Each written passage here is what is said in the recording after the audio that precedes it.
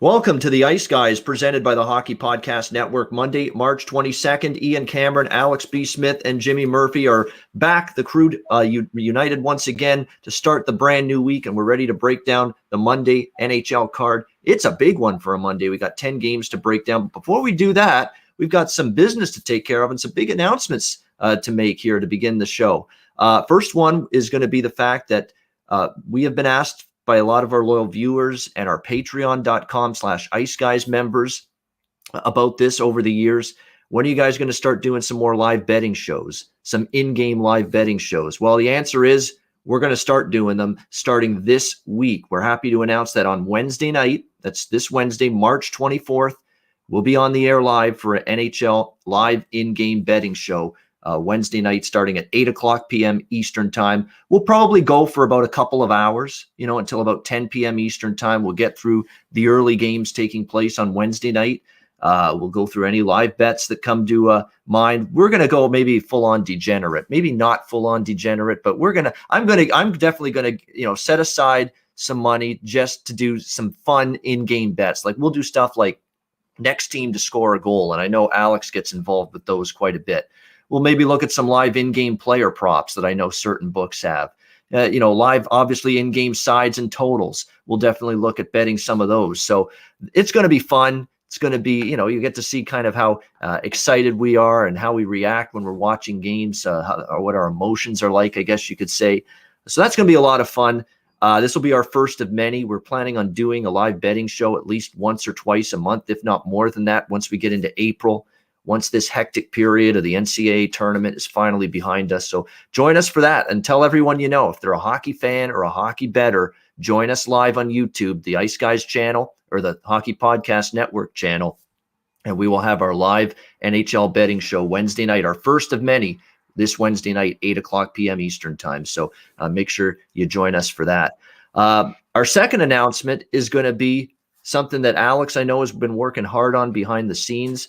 We've been asked about, hey, Ice Guys, when are you going to get some kind of merch that we can purchase, that we can get involved with? Well, the answer is it's right around the corner, and I'll let Alex B. Smith fill everybody in on all the details. But yes, Ice Guys merch is ready to be unveiled. Alex, tell them about it. Yeah, so on that same Wednesday, March 24th, we'll have our regular show here at 2 p.m. Eastern on this channel and also the Hockey Podcast Network channel. But after that show goes off the air, we will officially launch our Ice Guys store. I've been working with the site Spreadshirt. We had the logo redone. It was my brother who does the logo.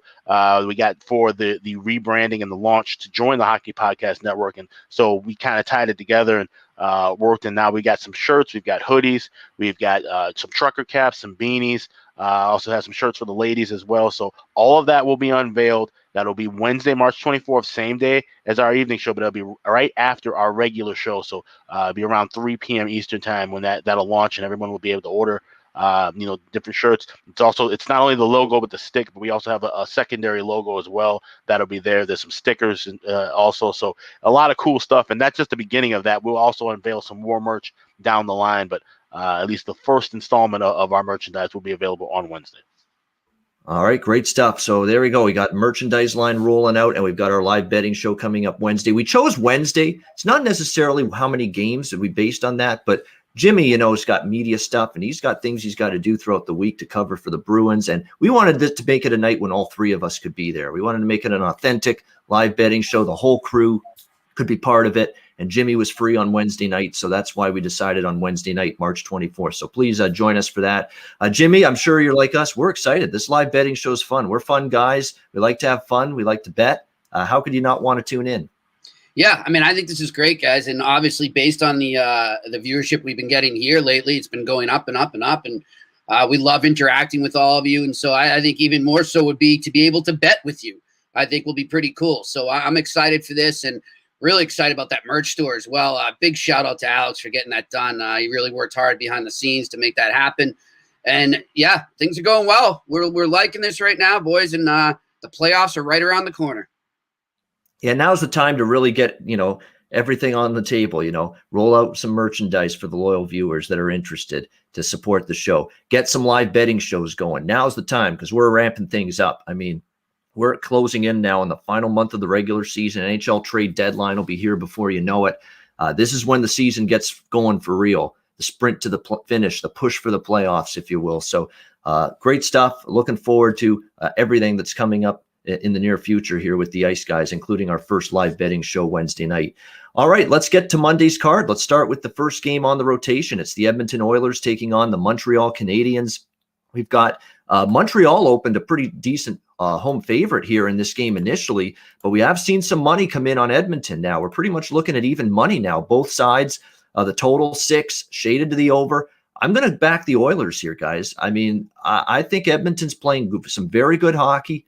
I think they've owned at Montreal, especially in Montreal. If you go back and look, the Oilers are 8-1-1 in their last 10 trips to Montreal. I don't know what it is. Maybe it's that great Montreal nightlife. Maybe it's that great downtown experience, the food, the hot dogs in the building, which you've talked about on more than one occasion. But the Oilers play very well in Montreal, and I like the way they're playing. I like the way they played back-to-back, beating the Jets in their last 2 games.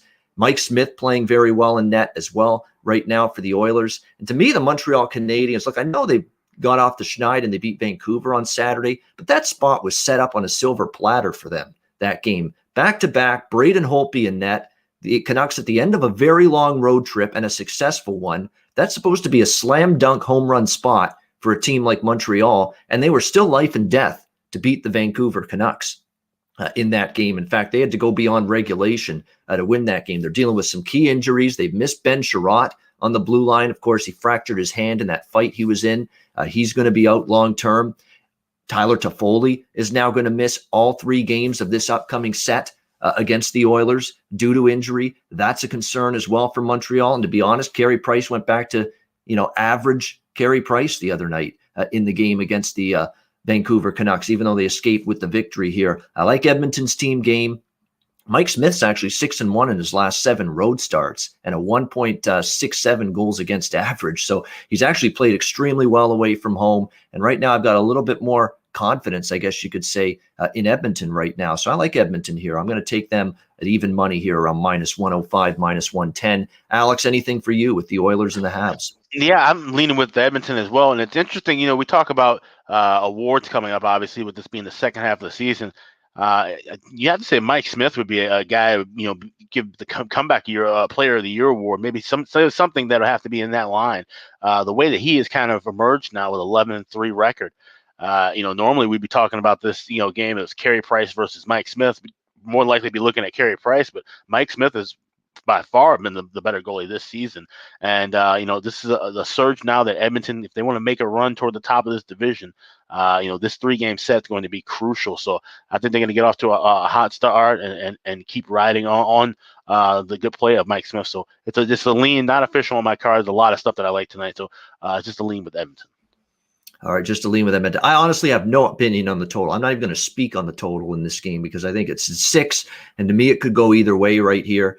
If it's high scoring like Montreal-Vancouver was the other night, it wouldn't surprise me. But if it's low scoring, and to be honest with you, Edmonton's played some better defense lately. It's very possible it could also stay under the total in my mind. McDavid, anytime goal scorer +120. I'm not ever going to say to anybody, don't bet that. I mean, McDavid, of course, is a threat to score every single night. So, Claudio, if you like Connor McDavid to score anytime tonight, go for it. I wouldn't talk you out of it. Jimmy, what do you think here? Oilers, Canadiens.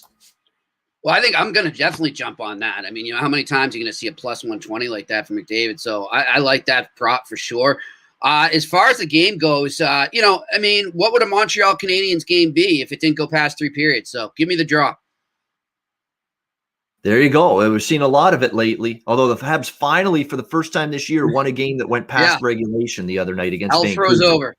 Yeah, exactly. It finally happened, and they got that done, that monkey off their back, if you will, against Vancouver. So Jimmy liking the draw here in this one. You can get the draw at +320 right now for this Montreal-Edmonton game. We got the Buffalo Sabres and New York Rangers next game on tap. The New York Rangers -2. I know, we're all amped up for this. I can't wait for this game. Number 1 game. Yep, number 1 game of the night. -225, the Rangers. The total 5.5 shaded to the over. Look, there's a lot of reasons to bet against the Buffalo Sabres right now. But I don't know if there are enough reasons to lay this big of a price with the New York Rangers on the flip side. So that's my issue here with this game. I'll say this, though. We've talked about it. Mika Zibanejad, slow start to the season. We were wondering what's going on with him. Remember, he was out of training camp because he was dealing with COVID-19 issues. He missed a lot of training camp. He struggled to score goals early in the season. But look at what's happening right now all of a sudden. 10 points, 4 goals, 6 assists for Mika Zibanejad in his last 5 games. That's the thing I like in this game.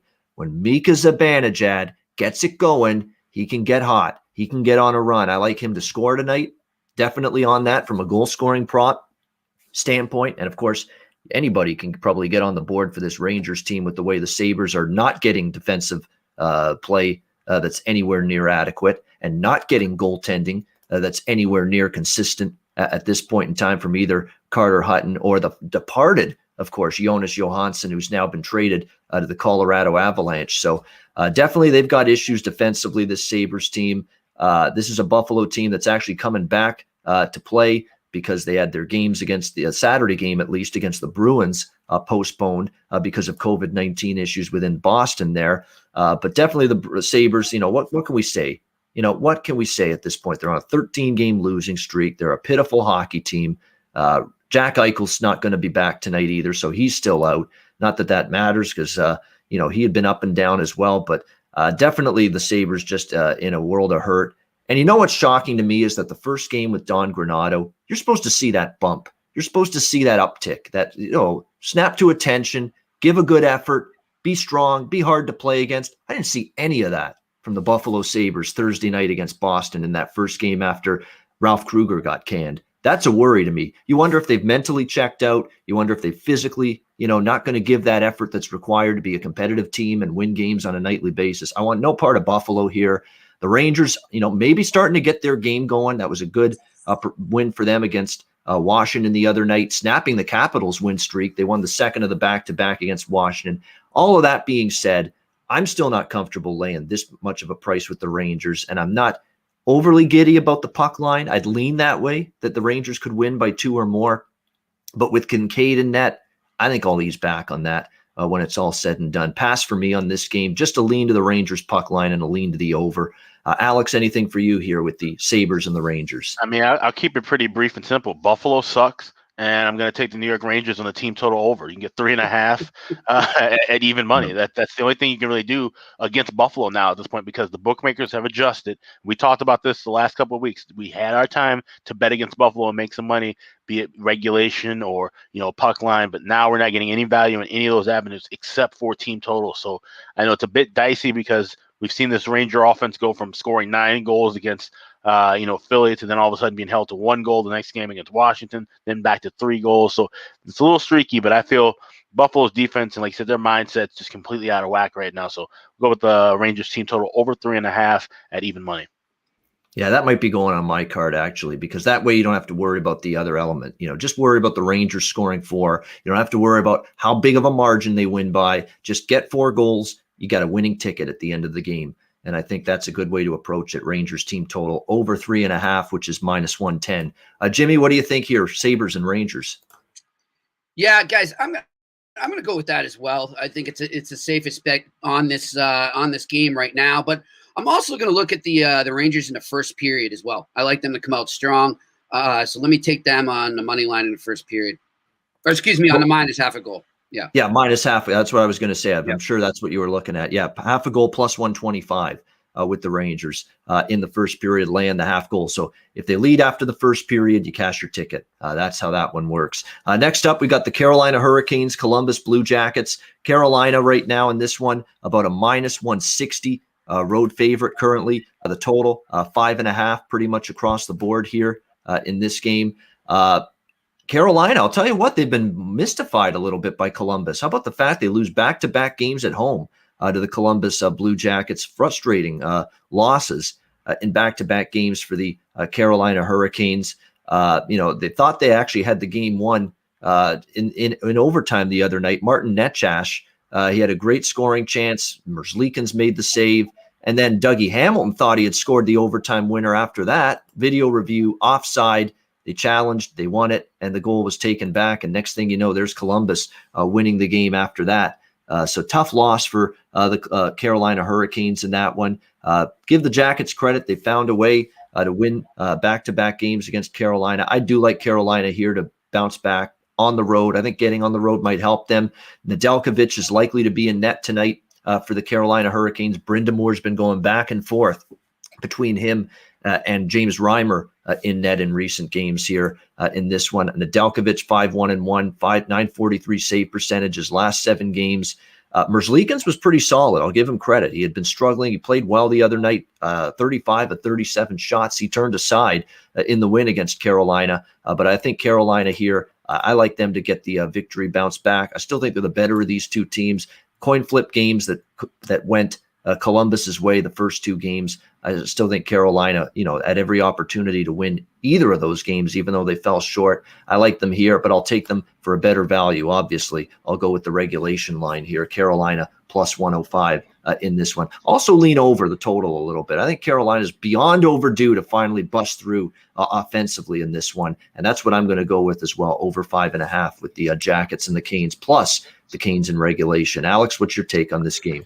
Yeah, that's the only thing I'll play here would be the over at 5.5. Everything else kind of, scares me off a little bit. I do think Carolina wins this game. Like you said, you look at the last 2 meetings, 3-2 losses in overtime. So I don't want to lay 160.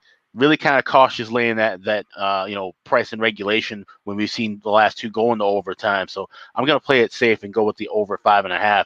Something that we could have seen cash in each of those games. Like I said, there were chances missed by both clubs during regulation that could have put it over that total. So I think we'll see the 5.5 hit here. All right, like an over 5.5. Jimmy, what do you think here? Columbus, Carolina.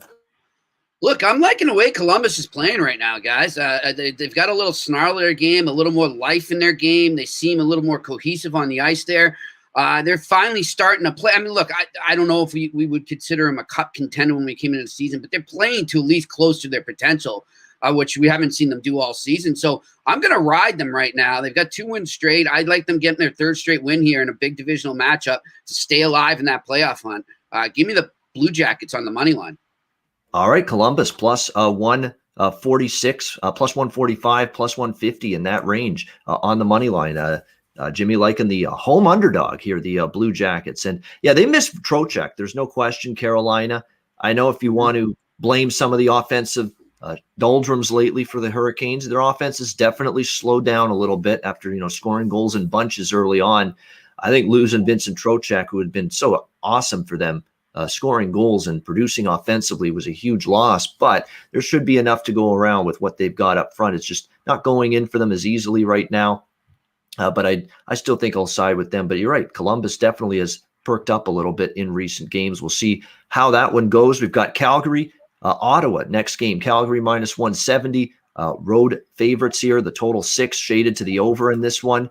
The Calgary Flames get blanked by the Toronto Maple Leafs 2-0 on Saturday night in a great game overall by the Leafs. And of course, Jack Campbell was so good once again in that game that we have the full-on goaltending controversy now erupting in Toronto with this Leafs team about who should get the lion's share of the starts moving forward, either him or Frederik Andersen, who's admitted already publicly the last week that he's not even 100% from a health standpoint. So that's got everybody fired up in Leafs Nation, what the Sheldon Keefe decides to do with goaltending.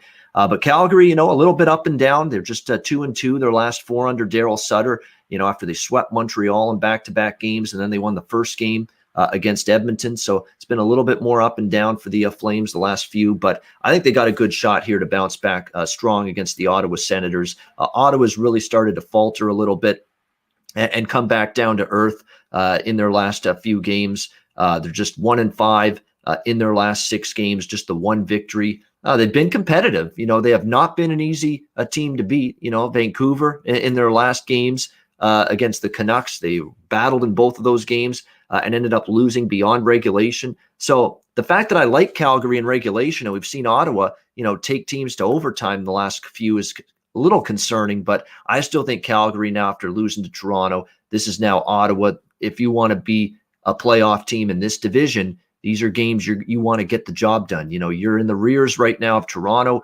Edmonton, Winnipeg, and Montreal in this division. You've got to get 2 points in games like this one if you're the Calgary Flames. And overall, I'm still seeing Gaudreau, Monahan, Hanifin on the blue line. There are multiple examples of players that are playing harder, making more of an impact for Daryl Sutter since he's taken over than what we saw from some of these Calgary players in the waning days of the Jeff Ward coaching era. So I still like the way this team's game is trending right now. I'll take Calgary here in regulation, laying around -115 here in this game tonight. I think the Flames get it done.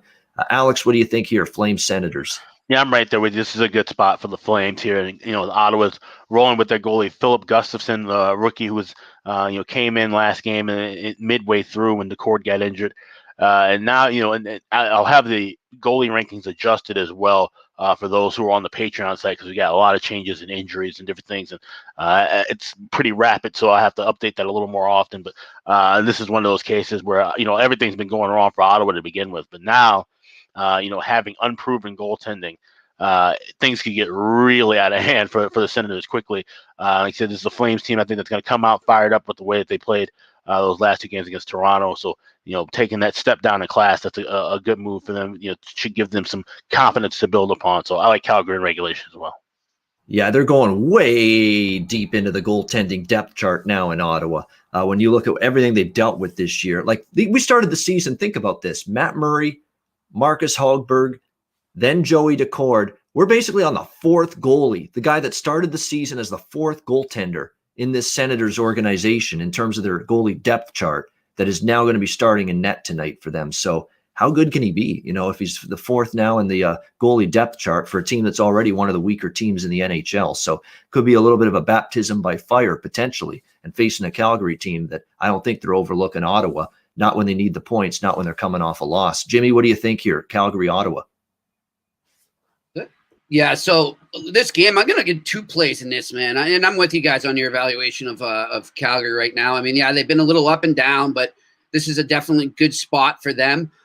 So I'm going to go with Jimmy Puckline on this one. And I'm also going to take their team total over. I just don't know, the goaltending situation, like you guys mentioned in Ottawa right now, is so hairy. Who knows? I really feel bad, by the way. That sucks about Joey Decord. You guys know I know him, and that was just tough news to see, because he had just gotten off to such a cool start. He was a great story. Ottawa was actually – I heard Ottawa, I think it was TSN 1200, they were starting to say, hey, maybe, they got Decord now. Do we let Seattle take Murray in the expansion draft? That's how I think. Like, whoa, pump the brakes here, guys. I love the kid, but anyhow, it's just been a goaltending mess for the Ottawa Senators. But, like you guys said, props to them for scrapping, hanging in a lot of games. I just don't think tonight's one of them. I think this is a great spot for the Calgary Flames. All right, so liking Calgary and Calgary puck line, I should say. Calgary puck line and the team total over. Yep, and over 3.5, -110 Flames team total. Yeah, it makes sense. I think Calgary does have that shot to get to 4+ in this game. Islanders, Flyers. Talk about any team against the Flyers right now has a chance to get to 4+. The Islanders taking on the Flyers. We've got the Islanders -120, road favorites, total 5.5, shaded to the over. One of our Ice Guys viewers actually sent me a Twitter DM and said he knows someone that used to scout in the Philadelphia Flyers organization. And apparently he asked him about what's wrong with Philly. And he said something about there's no second effort, there's no pushback, there's no working through issues, there's no communication on. Like, he just went through a gamut of reasons why the Flyers are struggling. So, and he's a guy that's worked as a scout in the NHL, and I think he worked in the Flyers organization, according to what this guy said to me in the DM. So he's pretty much telling you right now that, stay away maybe from this Flyers team right now. They're kind of toxic. It's just not, things aren't going well for them. I mean, you look at their recent games here that they've played. It's been a rough go. They're only 2-4 in their last 6 games. The wins were a 4-3 win against the Islanders, where they survived. They blew a lead 3-0, and they had to hang on to win 4-3. And then the other win was that 5-4 game against the Rangers, where again they blew a lead and had to hang on for dear life. Their defensive game has declined. The goaltending is part of it as well. Carter Hart and Brian Elliott, the collective for the Flyers, both guys have been struggling. Both guys have been fighting the puck. They've got to step up. They've got to be better right now. Will they be tonight against the Islanders? I'm not sure. I would certainly only lean to the Islanders here tonight. In this one, the Islanders pummeled the Flyers 6-1, so they avenged the loss they suffered to Philly the game before that. That was the game too, Philly, when they beat the Islanders. You put an asterisk beside that, the 4-3 win, because they were coming off the 9-0 embarrassment against the Rangers. You figured with Voracek and Giroux and Couturier, and still a lot of veteran, Van Riemsdyk, a lot of veteran players on this team, pride's going to take over. They'd step up, play a better game, and they did, but it was just a blip on the radar. That's the way we got to look at it, because they come right back the next game against the Islanders. They get smacked again, 6-1. So, yeah, there's issues right now for Alain Vigneault and his Flyers team, so I don't trust them right now. I am going to trust the over in this game, though, because what we're seeing with the Philadelphia Flyers right now is 7 straight overs for the Philadelphia Flyers, 7-0 to the over in their last 7 games, a product of the defense and the goaltending struggling. And the Flyers are one of those teams that they actually play higher scoring games at home. They've actually trended the Islanders over the total at home. This one's in Philly, and on the road they've been a little bit more under the Islanders and played a little bit more lower scoring. But this Philly overtrain 7 in a row, largely because of suspect defense and goaltending, yet they've still been able to find the back of the net. I think that continues here tonight. So I'm going to go with the Islanders and Flyers over 5.5 here, which you can get currently at -110. Alex, anything for you in this game, Islanders and Flyers? Yeah, it's a great price for the over, a great price and a great number as well. Like I said, this is a Flyers team. They have given up 36 goals in their last 7 games combined. That is just absolutely outrageous.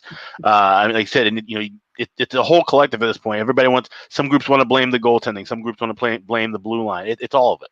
And it's something that's going to take a while to get rectified. It seems like it's not going to be a fix overnight, even when you're playing a team, like the Islanders, a team that we talk about where their scoring is a bit, sporadic and inconsistent. They just went and rattled off 6 goals against them in the last game against the Flyers. So no reason why this game shouldn't get over 5.5. If you shop around, you can find a team total. I know BetOnline has it for the Islanders of 3.5 over at +135. I think that's a great number as opposed to the 2.5 you're seeing at a couple other shops around -150, -160. So I'll take a small shot at that too, but I'm just going to go official with the Islanders and Flyers full game over 5.5 at $1.10. All right, Islanders, Flyers over 5.5, -110 for Alex. Yeah, Couturier is game time decision. He's been battling a hip injury. He had an MRI on it. They're saying it's probably a day-to-day situation for him and game time decision tonight. And look, people are going to see Couturier out and think, oh, there's a big offensive piece. Oh, just as big, if not bigger, defensive piece for the Philadelphia Flyers. His two-way game is outstanding. So, yeah, it takes away a little offensively with him out. I think it takes away even more defensively from this Flyers team with him out. So that's something. And look what happened the other night, right? No Couturier Saturday. He didn't play that game. What happened? They gave up 6 goals. To the New York Islanders. So his defensive game and his defensive presence on the ice is just as pronounced, if not maybe even more, than his offensive side of the puck and his game there at that end of the ice. Jimmy, your take here, Islanders and Flyers. Well, just a quick little insight to the Flyers there too, and I'd like to remind our viewers and anyone out there who, trash Ron Hextall when he wanted to keep Carter Hart down in the AHL and develop him more. How's that looking right now? Yeah? Okay. So, it's amazing how caught up the media and fans get with prospects and just want to rush them. It's not how you do it. And clearly this kid was rushed and he's suffering right now, man. He is not in a good place right now and not where you wanted the future of your franchise to be at this point in the season. So I'm with you guys. Love the over in this. I'm also going to take the Islanders in regulation. I think you can get it at about +120. Yes, indeed. Yep, definitely. Right around +120 for Islanders in regulation time in this one, +125. So good price there. And Jimmy liking the over as well. Anaheim, Minnesota. We've got the Wild -240 home favorites, laying a big number here, 5.5 the total in this one. This is a double up game for me. I think this is Minnesota. It's ready to exert some frustrations on somebody and a team they're capable of exerting frustrations on. The Anaheim Ducks, who split a pair of games with Arizona on home ice over the weekend, which is not saying much because Arizona has been absolutely dreadful in recent games. Anaheim continues to have concerns with John Gibson's health. He's been out with a lower body injury the last few games for the Anaheim Ducks. That's been a concern for them moving forward. His workload, of course, had really gone up, and no wonder he's gotten hurt. It's a situation where, he's facing so much rubber on a nightly basis, and his workload is so immense that, he just can't keep up with it. And eventually, you risk getting hurt when you have to do as much as John Gibson has to do night in and night out for Anaheim. So this is Ryan Miller's net for the foreseeable future here for the Anaheim Ducks, because they just put Gibson on the IR. So this is not something that's going to be a day or two for Gibson. It could be a little bit of an lengthy absence for him right now for Anaheim. Look, Ryan Miller played better against Arizona. Come on, Arizona's got no offense compared to what Minnesota has. It's going to be a much taller order. It's an angry Minnesota team. They kind of got humbled, Minnesota against Colorado, and that was supposed to be a game where we go to Colorado, we show we can hang with the Avalanche, and they got just, bent over and destroyed as far as I'm concerned, just dominated in those two games. We know Minnesota's still a very good team, though. No need to panic. I think it says more about Colorado than anything bad about Minnesota. Colorado's just got it going right now. They are playing great at both ends of the ice. They're generating a shit ton of chances and shots and high danger chances. Expected goals margins are through the roof right now for Colorado. I think that just seems more about how good they've been playing rather than how poor maybe Minnesota was in those two games. I think they take it out on Anaheim tonight, bounce back time at home. So I'm going to go with two plays here tonight in this game. I'm going to go with a rare, and I don't do these often, a rare first period puck line, -0.5, +120 in the first period with Minnesota to get the lead after the first 20 minutes, jump on this Anaheim team immediately. And I'm also going to go with the puck line here on Minnesota for the full game as well. Minnesota might play a much tighter defensive game because of, just the goals they allowed to the Avalanche. So that's why I prefer puck line than the team total when it comes to Minnesota. So I'm going to go puck line, around even money, +105 for the full game, -1.5. And I'm also going to go with that first period puck line, minus the half goal, +120 for Minnesota tonight. Alex, what's your thoughts here? Ducks taking on the Wild. Yeah, I'm looking in the same kind of direction as you are. I think the Wild are going to come out fired up, and I like this first period over the cash in. We've seen it hit in the last two meetings between these two teams, and the Wild have been at the top of the league in that category, getting those first period overs. And like I said, now they're taking that step down in class, which they need to do after playing, like I said, a red hot Colorado team. There was nothing that they could really do to kind of slow down their stride. But the way that Anaheim's playing right now, and the fact that it's the Ryan Miller show in net for the foreseeable future, Anthony Stolarz will be his backup. So, the one, thing that Anaheim could rest their head on for most of the season is not there in John Gibson. So things could really turn down for them, and we might see them go on another extended losing streak like we did a while back. So Wild should win this game. Might find some spots in game if the Wild don't score super early. Maybe find a little adjustment to that puck line price in the first 5 minutes. But I'm going to just go with the first period over 1.5. You get it around $1.05 or $1.10. Yeah, even money for that over 1.5 in the first period. So definitely a good price. And I think both Anaheim, Arizona games went over in the first period as well. So that's been a little under the radar trend that's been emerging. The Ducks, these first periods that's when the goals have been coming lately. In the Anaheim games has been in the first period of these games. Minnesota, by the way, one of two teams in NHL action tonight looking to avoid a 3-game losing streak for the first time this season. There are a couple of teams that haven't lost 3 in a row yet this year. There's another one playing on this card. We'll get to them later. That's in that same situation. So Minnesota looking to avoid 3 losses in a row, and I think they will probably be able to do that tonight. What do you think here, Jimmy, with Anaheim, Minnesota? Yeah, I love this spot for Minnesota right now. I mean, look, they got brought back down to earth pretty hard by the Colorado Avalanche, and the Avalanche once again. I reminded everyone they are the team to beat, not only in that division, but I think in the entire NHL. So I'm actually going to go a little step further here and take the Minnesota Wild -2.5. You can get it at +190 at some places. I like them to just roll tonight. So give me that. Yeah, not roll Tide, roll Wild. The different Jimmy double puck line. Yeah, Jimmy Puckline Supreme is what Squared. This is. Yeah. Jimmy Puckline extra value meal, so to speak. There you go. Jimmy Puckline -2.5 at +190. So Minnesota to win by 3 or more tonight against the Anaheim Ducks. We got Colorado and Arizona. Speaking of the red hot, surging Colorado Avalanche, they're -230 on the road at Arizona in the desert. The total 5.5 shaded to the under in this game. I'm not involved in this game. I'm not looking at reasons to go against the Avalanche right now. You could say maybe a little hangover spot after the 2 big games against Minnesota. I'm not sure. The one thing that does bother me is Antti Raanta, who's going to be in net tonight for Arizona. He's playing well, and he was ridiculous in the games against Colorado just recently in Denver. In fact, he's the reason why Arizona was right in those games and Colorado couldn't pull away. So, he's played the Avalanche well.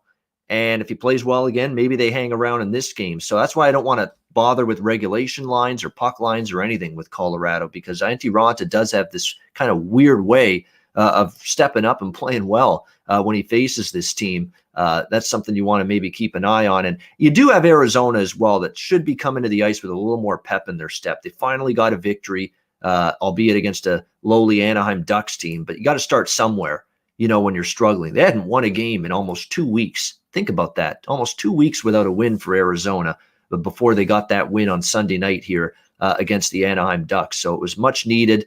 Raanta has been very good in net for them recently. Derek Brassard had a hat trick for the Arizona Coyotes the other night. Where's that been all season? Where's that been pretty much since he's been with the Coyotes from day one? But he finally got things going offensively for them. And they need that. They need more from him. They need more from Phil Kessel. They need more from Garland. They've got guys that can put the puck in the net on paper, but you don't win games on paper. You got to do it on the ice, and you don't get that enough from some of these top forwards for Arizona in that regard. So bottom line for me is I'm not involved in this game either way, side or total. Alex, how about you? Colorado, Arizona. No, I'm staying away from this one. I mean, there's no way to go against Colorado right now at all. It just doesn't make sense to do. But like I said, it's just kind of the same deal with looking at fading Buffalo. This Colorado team is going to be highly overpriced in a sense. And you just can't find a way to attack them. The best way to do would be probably something in game. Arizona can be sneaky at times in the first period, so maybe if Arizona jumps out to a 1-0 lead, you can find a good adjusted price to jump on with Colorado. But even then, you're still probably talking about laying 145, 150 if it's a 1-0 Yotes lead. So I'm just going to stay away from this game altogether because there's better spots on the board tonight. Yeah, and Colorado, it's amazing how all of a sudden you say, well, they're playing so good lately. Well, when you get Nate McKinnon healthy, you get Cale Makar healthy again, Bowen Byram healthy again, Landeskog and Rantanen on the ice finally. Sometimes one or both of those guys are injured, and as well JT Compher. All these guys were banged up or out of the lineup at some point, a few weeks ago. Now all of a sudden everybody's back, everybody's healthy, and you're seeing Colorado. Now they're starting to get that secondary scoring, and now they've brought in Jonas Johansson from Buffalo to be the backup to Grubauer because I think they had seen enough with Hunter Miska. But the thing is, you can't keep going ahead with Hunter Miska. I think at this point he had just been struggling. That game against Anaheim, I think that was the end. That was the death knell, I think, for Hunter Miska. What do you give up? 4 goals in the first period against the Ducks just a week ago. And I think at that point, Joe Sakic says, you know what, enough's enough. We've got to see if we can get someone. I don't know if Jonas Johansson's the answer, but in his defense, he's playing on a brutal Buffalo team, a terrible team, bad defense. You're going up against on a much better team and a much better defense in Colorado. So maybe there's a little, and again, basically got pennies on the dollar to get him cheap, So maybe worth the gamble to bring in a guy like Jonas Johansson if they think they see some talent there. Yeah, I mean, I'm with you there. I think Colorado right now, like I said, they're the team to beat. They're the cup contender, right? They're the favorite. And you don't know when you're going to get this chance again. And I just feel like it's right there for them to take. And they should do a little more than get him as a backup. You know what I mean? I think there's some better options out there, right? In fact, I know there are. So I wonder if, a month from now or 2 months from now, we're sitting in the playoffs and Grubauer goes down with an injury and the Avalanche get upset in the second round or something, or the first, we look back on this and say, maybe they could have gone a little bigger there in terms of their backup, because let's face it, guys, given COVID and just the injuries and the condensed schedule right now, you just never know. I mean, look at the Toronto goaltending situation. Look at the Ottawa goaltending situation. You just never know what can happen. And you don't want that to derail your best shot at a Stanley Cup that you've had since the old days of, 2001, 2000, 1999, those teams. So it'll be interesting to see what happens with this game. I'm with you. I'm just staying away. I mean, there's no real value in Colorado. I think Alex put it best. Look at it as a live bet right now. See how the opening period goes and go from there. But I'm going to stay away for now.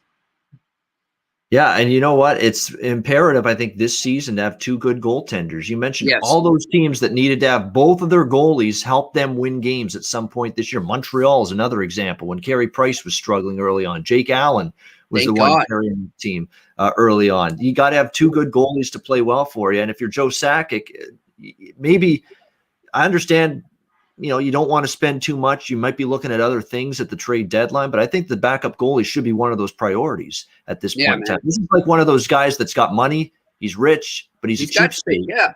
Yeah, he's got all the money in the world, but he's going to pay for a Jeep or a Volvo instead of a Mercedes Benz.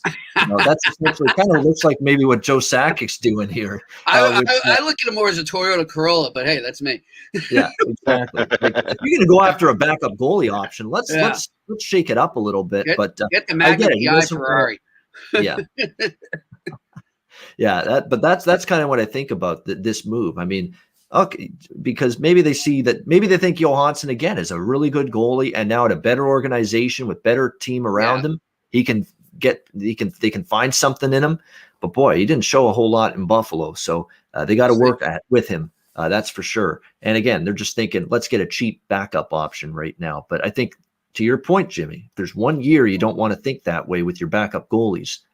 You don't want to think cheap. You want to think, who can come in here and help me? Who can win games for me? What if my starter goes down to injury? What if my starter is on the COVID protocol list at some point this year, and we're without him for several games, if not several weeks? Can I bank on my number 2 guy being able to come in and win games for me? That's what Jonas Johansson, I have no clue. That's the problem with the move. We don't know, and I don't have that trust yet. We'd have to see how he does. And D-Man too. I mean, I guarantee he's going to go. He has to go out and get a good quality, 6 or 7 D-man there. Maybe even a number 5 slot, because look at what they've had with Bohm, with Byram and Makar out already for extended periods of time, and thankfully they're able to hold on. But if that happens in the playoffs, they're screwed. You think they may go for like a Chris Letang potentially? That could be, something. It's a great question, right? I don't know if Letang gets moved right now. I think he gets moved, but I think that's more of a draft day deal. But I mean, I would look at David Savard in Columbus for sure. He's a free agent. You don't have to pick up any term. I think you could get him for about a second rounder. So they're stockpiled with draft picks, so that's not an issue for Colorado. So I would keep an eye on that. Yeah, someone in our chat as we're doing the show live asking about Pavel Francouz's status. He's long-term injury list right now. It's not anytime soon. It's not imminent that he's going to be back for Colorado, and that's exactly why Sakic made this move, because he knows Francouz ain't coming back anytime soon. So had to address, especially with Miska just not giving you anything in that backup spot. You had to go out and try to make a move, and that's what they've done here. The question is Johansson the answer? We'll wait and see. Winnipeg and Vancouver. Winnipeg minus 115 to minus 120. Road favorites, total 6 across the board. This is a tricky one for me but I'm still on the team that I trust off a loss, although they finally burned me for the first time this season off 2 bets, off a loss. They had been perfect, and they finally lose 2 in a row, but they've yet to lose 3 in a row this season, the Winnipeg Jets, and now here they are. They lost back-to-back games to Edmonton. We'll see how they can bounce back here. It bothers me because it's almost assuredly going to be Demko in net for Vancouver. He's been awesome. He's been lights out. It's never easy beating this team with him in net right now, the way he's played for the Canucks at this point in time. But Winnipeg catches Vancouver back home off the road trip. That's advantage Jets in my mind. Paul Maurice and the Jets saying what I liked is I saw Blake Wheeler showing some frustration and emotion late in that game against Edmonton. You could say frustration, but it's positive emotion. It's a guy that says, I care. I don't like that we've lost 2 in a row for the first time in a very long time. I think and Winnipeg to me is, I think, in a spot here where they can maybe pounce on a little bit of a tired, little bit of a jet-lagged Vancouver team that was on the road for well over a full week, played a lot, and they played a lot of games. Think about their schedule. It was Monday and Wednesday, Vancouver. It was Friday, Saturday, back-to-back games with Montreal. And now you're playing a Monday. That is 1, 2, 3, 4. This is going to be their 5th game in like 7 or 8 days for this Vancouver Canucks team, with a lot of travel as well. That's a concern. Winnipeg chomping at the bit. They haven't lost 3 in a row this season, just like Minnesota hasn't. They're looking to avoid that this year. I'm on Winnipeg here, minus 120. Alex, your thoughts here with the Jets and the Canucks? Yeah, I mean, it lines up beautifully. Like I said, Winnipeg is yet to lose 3 in a row. So this team with 10-1 now off of a loss. Like I said, they're catching Vancouver coming back home. They've dominated Vancouver. They've won 13 of the last 15 meetings. And we're getting a very reasonable price. You shop around, you can find, like I said, $1.20. I've even seen a $1.18 at one shop. So I'm right there with you. I'm all over the Jets here, and I would even take a shot with them possibly in regulation as well. But I'm just going to stay safe for now with the money line. Like I said, it's a good price and it's a great spot. Yeah, and he's faced Ottawa and Montreal, Demko in his last few. He's played great. This is not saying that it's fluky or fraudulent. He's played awesome. He's been great, Demko. But he's also played Ottawa, not as good offensively as Winnipeg. Montreal, not lately as good offensively as well. And of course, the Toffoli injury is big for Montreal. So Winnipeg will be a good test for him. And again, lots of 5 games in 8 days with travel in between each game, all these games for Vancouver. So that's tricky tonight for the Canucks to be fresh and to be ready to play their best. That could be in doubt tonight. Jimmy, how do you see this one go? I am with you guys on this too. I like the Jets. I think it is indeed a great spot for them. So I'm going to take the Jets in regulation. I'm also going to do another play on this as well. I love the under in this one. 2 good goalies going at it. Kind of a tired. It feels like a tired, boring game ahead of us, and usually that means a very tight defensive game.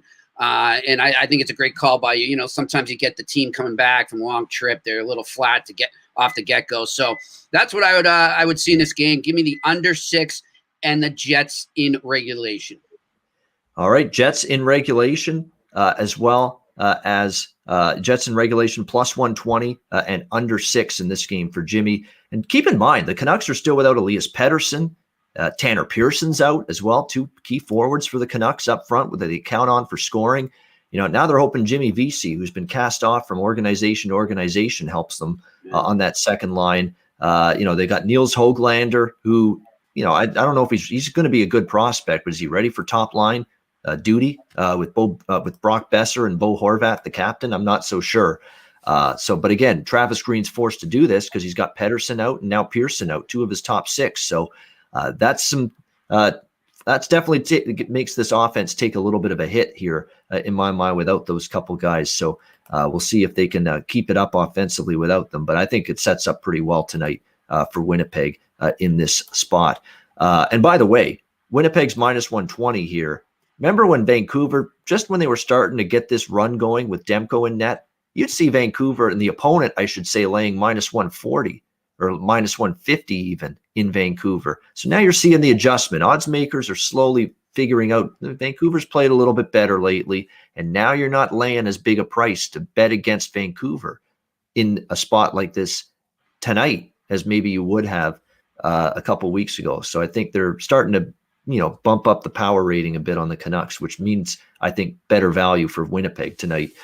St. Louis and Vegas, we've got the Golden Knights minus 125 home favorites, total 5.5 here, shaded to the over in this game. Vegas Golden Knights, surprised to see Max Pacioretty late scratch last night against the LA Kings, and they end up losing and falling short to the Kings last night. And we always say about the Kings, beware, they're capable on any night of sneaking up and pulling off an upset, and they did just that. So Pacioretty, lower body injury, not serious, only a day-to-day injury for him, but definitely means he might be out of the lineup here tonight in this one. The Blues, they're getting healthier as well. Jaden Schwartz back, David Perron, Vladimir Tarasenko back in the lineup for them. They got Tyler Bozak back on the ice, and then he gets hurt again. So unfortunately, he's back on the injured list. So it's just Bozak, Barbashev, and Thomas that are the 3 main forward injuries. However, they're still banged up on the blue line with Parayko's now on the injured reserve list. And of course, Gunnarsson's out for the rest of the season. And as I've said now on a bunch of our shows lately, St. Louis's defense is not what it was without Parayko and now with Gunnarsson out for the rest of the season. They're giving up goals. They're giving up chances. Their goaltending's been mediocre from both Binnington and, of course, Ville Husso. I don't really trust either of them right now. I like the over a little bit here tonight in this game. 5.5 with St. Louis right now.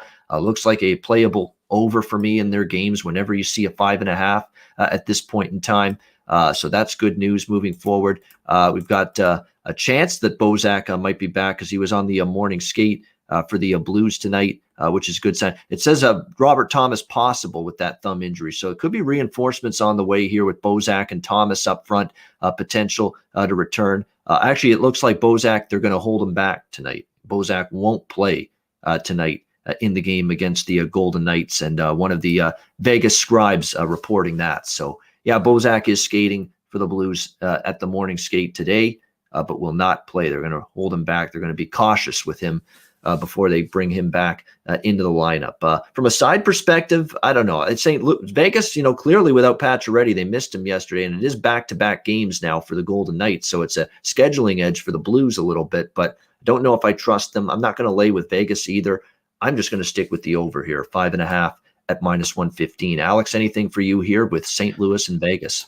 Yeah, right there with you on the over. I got it at 5.5. Like I said, -$1.15. We've seen this 6-0-1 trend to the over the last 7 meetings between these two teams. So even when they've had their defensive reinforcements at times for both clubs, and obviously good goaltending with Vegas, but we still see these games find their way to get over that total number. And I think even now, especially after last night, the way that Vegas they were able to squeak out that win, but it wasn't a clean game at all. The last couple of games they've had where they fight tooth and nail. Sometimes in some winning efforts. Where you look on the flip side with the Blues, had that big offensive surge, and of course playing a San Jose team, we've seen those games fly over. I just feel like right now, like I said, the defense and goaltending for the Blues still suspect a bit, so I like the over here. We're getting a good price and getting a good number. I agree with you. I was on the over in both games with Vegas and St. Louis when they played in St. Louis just recently, and I know you were as well, Alex. And look, last night they struggled in terms of goals right now, or last night Vegas against LA. But you can't just say, whoa, they only scored 2 goals against LA. What happened? Are we worried about them offensively? No, they're fine. They're fine. They didn't have Pacioretty. They had 42 shots on goal last night against the Kings. And Mark Stone said after the game, we had our looks. We had our chances. We had some grade A chances, and we just didn't finish. So chances are if they get those shots and those looks tonight against the Blues, who've been kind of declining defensively all season, there's a better chance they'll see the back puck go in, and they'll find the back of the net tonight. Jimmy, your thoughts here, St. Louis, Vegas? My thoughts are I'm loving the Blues right now. I love the way they're playing. They've started to get guys back, like you said, and now maybe even Robert Thomas as well. People don't realize what a big part he is of that team, and he's one of the rising parts of that core there. So I love the Blues in this one. Give me the Blues in regulation. All right, liking the Blues regulation here, which you can get at plus 175 with St. Louis. Yeah, I'm actually at Bovada. You can get them at plus 185 currently still. That's why you shop around. Exactly. I mean, look, that's why I'd always say, and everybody says this, have multiple sports books. It's very important. You'll get better prices on a lot of your bets that you're looking to make as long as you have multiple options available to you. LA Kings, San Jose Sharks, final game of this Monday card. We've got San Jose a -125, home favorites, total 5.5, shaded to the over in this game. This is another over for me, this one. 5.5 with San Jose. I'm interested every single time. Regardless of Dubnyk in net, regardless of Martin Jones in net, LA can score goals. I mean, people think they're averaging close to 3 goals per game, this season, the LA Kings. I think people are a little asleep at the wheel and realizing that the LA is not a bad offensive team this year with Kopitar and Brown playing well, the veterans, the holdovers from the cup-winning LA teams with Kempe and Iafallo and Velarde and Grunstrom. And I can go on about so many of their young players that have stepped up offensively here for this team. I don't trust either Jones or Dubnyk in net for the San Jose Sharks. It was Cal Peterson last night. It might be back to Jonathan Quick tonight for the LA Kings on the back-to-back. And lately Jonathan Quick's not been that impressive. And again, we always worry that Father Time has caught up to Jonathan Quick. So I see goals both ways. I don't trust either side in this price range. I will say San Jose's played a little bit better lately, and they're certainly a little bit fresher because LA played yesterday and San Jose's got the extra bit of time off. They played Saturday. So I think the situation favors the Sharks a little bit, but I'm not laying a price with them. I'm just going to stick with the over. That's the one that makes sense to me, and that's the better bet in my mind, over 5.5 -120 with San Jose hosting LA. Alex, your take here with the Kings and the Sharks. Yeah, a lean here with the first period over and shop around. I'm seeing between $1.20 and $1.30. So I might take a shot at that if those $1.20 stick around. Like I said, San Jose, you can't trust their goaltending one bit, be it from Dubnyk or Jones, and LA's been a little spotty as well. And I think LA, they could build from that momentum off the win last night against Vegas. Playing a team like San Jose. So if I had to play a side, I would lean to LA. Here at a plus price, but I think we're going to just see more goals going both ways. So we could see some scoring early. So just a lean with the first period over. All right, so no official plays, just a lean. First period over for Alex. Jimmy, what do you see this one? How do you see this one playing out here with the LA Kings and San Jose Sharks? If I was going to do something, I would go on a total here and lean towards the over, but I get no real feel on this game. One of these that I'm just not going to be interested in at all. Well, definitely from a viewing standpoint, I don't necessarily blame you. I mean, teams that are just bound for no playoffs this year in the middle of rebuilds. But amazing how you get a little bit more perked up and interested when you got a couple of dollars on the game. And yeah, good point. That's the great thing about betting. Absolutely, it is. Although we always adhere to and promote responsible betting, of course, here on the Ice Guys show. But good stuff. We got through all 10 NHL games on this Monday slate. Yeah, 108 live viewers as we are about to wrap up this show. We appreciate that. Hit that like button. Please do it. I mean, if you're enjoying the content, it helps us out. Hit the subscribe button. Tell your friends, colleagues, family members, relatives, anyone you know that loves hockey and is even mildly interested in betting at all. Tell them about the Ice Guys show. We really appreciate that. We've got the subscribers for the channel up to over 600 now. We want to get to 1,000 and beyond. We think we can. I've got now, 5 figures of followers on Twitter. I don't know how, but I've got that many. We can get this thing to 1,000 YouTube channel subscriptions and beyond. So keep spreading the word, keep growing, the channel and our viewer base and those watching the Ice Guys on a daily basis. We appreciate it. So hit the like button, subscribe, and tell everybody you know about the Ice Guys show. And I'm going to tell you right now to download the DraftKings Sportsbook app. Sign up for an account. Use the promo code THPN. That stands for, of course, the Hockey Podcast Network. When you download the DraftKings Sportsbook app, sign up for the account, you will get a deposit bonus. There's weekly incentives, weekly specials across all different sports, things that you can take advantage of. And all you have to do to make that a reality is download the DraftKings Sportsbook app, sign up for an account, and use the promo code THPN. We've still got Sweet 16 round and beyond remaining in the NCAA tournament, NHL and NBA coming up down the stretch, baseball, first pitch. They're going to be saying play ball in stadiums across Major League Baseball starting next month. So there's still a lot to wet your whistle from a sports betting perspective with in the coming weeks and months. So download that DraftKings Sportsbook app, sign up for an account, and use the promo code THPN. All right, it is best bet time for a Monday. We've got best bets now to wrap up the show. Alex B. Smith, we'll start with you. Best bet for Monday. We're going to go with the Wild and Ducks over in the first period, over 1.5 goals, minus $1.10. Like I said, looks like a spot where the Wild come home and get the feast on some duck. Like I said, this is a Ducks team that's just been pretty awful. And with Ryan Miller in that, you can't trust them now defensively or offensively. The Wild will take care of the business themselves. So let's go with the first period over between Minnesota and Anaheim is my best bet tonight. All right, Anaheim, Minnesota, over 1.5, minus 110 first period. A little duck à l'orange on the menu for the Minnesota Wild tonight. And à l'orange because it's actually there's some orange in the Anaheim Ducks jersey and uniform colors. So perfect. It fits perfectly there. A little duck à l'orange tonight, for the Minnesota Wild, hopefully, as they will look to bounce back from Colorado. And Alex likes goals early in that game. Jimmy, your best bet. What do you got? My best bet is going to be that St. Louis Blues in regulation there. I think the Golden Knights are going to be treated to a nice Vegas-like blues show on the ice there. And they're going to get – I don't like this game at all for Vegas. I don't know why. I just see them falling real flatness. I'm liking probably the Blues. I'm going to say a 4-1 score here. All right, liking the St. Louis Blues in regulation, plus 175.